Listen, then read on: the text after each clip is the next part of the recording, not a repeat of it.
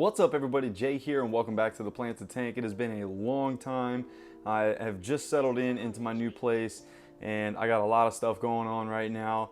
And anyways, so this is part 2 of yesterday's video and I just wanted to run through the whole setup of this tank and why I set it up the way I did and why I'm using the lighting and all that good stuff. So anyways, let's check it out. So this is the Instant Aquascape Epiphyte Aquascape that I just set up yesterday.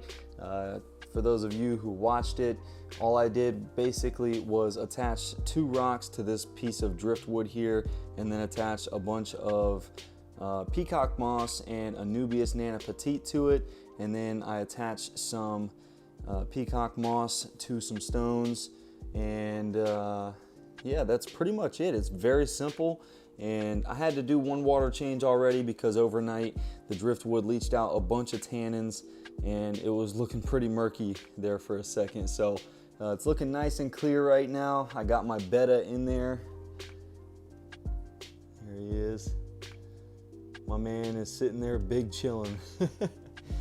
But as you can see, like I said, it's a super simple setup. I have this little RGB LED here. I have the blues turned off right now. So this was actually sent to me by jcnpaquarium.com, and if you guys are looking for a awesome little nano tank like this and a light for it, this little system right here, they basically sell this tank and the light as a combo, and it is absolutely awesome. That light is fully adjustable, so I believe the white and greens are adjustable like together, and then the reds and then the blues are also adjustable individually.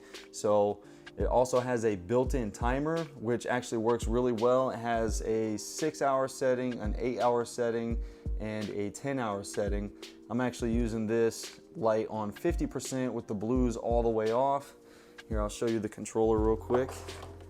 So this is the controller for it. It's an inline controller, and it basically has the red setting here, blue setting here, white and green setting here. You can adjust those by 10% intervals. So if you hit the button 9 times, it'll take you up to 100%. If you click it once, that's 10%, 20% obviously. And then if you hold this bottom button here, that's what allows you to change the timer function. And you want to hold this button and set it to however many hours you want at the time you want it to come on. So if you want it to come on at 1 p.m., you'd hold this button, you know, until you get to whatever timer setting you want, 6, 8 to 10 hours of light on a day. Super simple.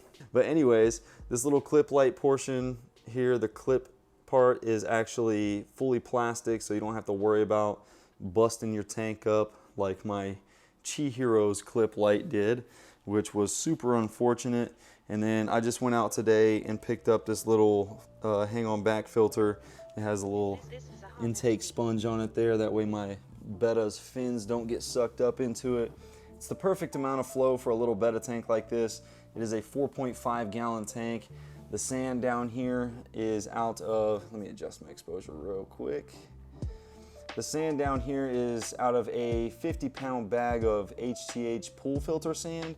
You should be able to get this stuff anywhere in the United States, and it's $12 for a 50-pound bag. So the rest of the pool sand I've tried so far is like a way more bright white color. This is more of like a natural, you know, tan color. I really like the way it looks. I have all this stuff tied down to some Sirius stone that was also sent to me by jcnpaquarium.com, and they have some pretty good stuff on there, I'm not gonna lie. I've always wanted to try out one of these rimless curve edge aquariums, and I was planning on getting a Dennerle or however you want to say it, Scapers tank, but then they reached out to me and said that they would send me this. I don't really have any complaints with it other than the fact that it's regular, what they call nowadays float glass, so it's not low iron glass or anything, but honestly that's never really bothered me. You guys know I'm kind of partial to water box aquariums. They have a lot of good sizes and stuff, but this little tank is absolutely awesome for a little beginner betta tank like this. And the reason why I went with epiphyte epiphyte plants is because they're super easy to grow. You know, moss doesn't take too much light. Anubias can pretty much grow with almost no light at all. So you can guarantee that these plants are gonna grow. You just gotta give them time. They're definitely slow growers. Moss can be a fast grower at times, especially if you're running CO2, but this tank is completely low tech because obviously since I'm using these super low demanding plants, there's no need for CO2. You can run CO2 and your plants would obviously absolutely explode. Believe it or not, but all of this Anubias came from one rhizome out of my water box Clear 16. Those were all connected as one big plant at one point, so it's looking really good. It's super simple. I really dig it. I'm thinking about either putting a frosty film on the back or painting it black. I don't know. I'm a big fan of both, so sometimes depending on the scape, it's difficult for me to make that decision. But the scape is looking really good. This light is really awesome. I love how adjustable it is, and like I said, any beginner can set up a tank like this and have success. I'm not gonna lie to you, the reason why I had inspiration for this tank was a epiphyte tank that MD Fish Tanks just recently released, and my guy is coming out for once. Let me bump this exposure up so you can actually see him. He's looking absolutely awesome in here. He's easily spooked because he was in a much bigger tank and didn't get a whole lot of interaction with him, so threw him over here, and he seems to be enjoying the lesser amount of flow big time. I have this filter running at full blast. It is a little bit adjustable. Let me turn that down just a little bit. Tank is doing really good. I've been doing really good. Hopefully you guys are doing awesome as well. I actually got all of the plants from this tank out of this tank, and this tank has been running without CO2 for probably about the last month, maybe month and a half, 2 months at most, and everything is still going crazy. You can see there's so much Anubias in there. I took all of those plants from this side. You can probably tell because this side still looks super overgrown, but this side is still looking really good. I really do need to, you know, cut down on some of this moss. It's just going crazy.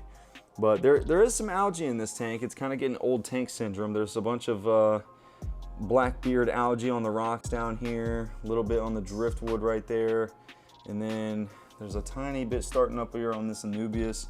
But other than that, the tank is pretty much algae free, or nuisance algae free anyways. All the plants are looking really good. Still rocking the Chi Heroes Vivid RGB2. I just kind of got it mounted to the wall there, and everything is doing good in this one. So hopefully with this tank having some mature plants and all that good stuff and having good beneficial bacteria on it, this tank will just immediately start thriving, and so will my boy here.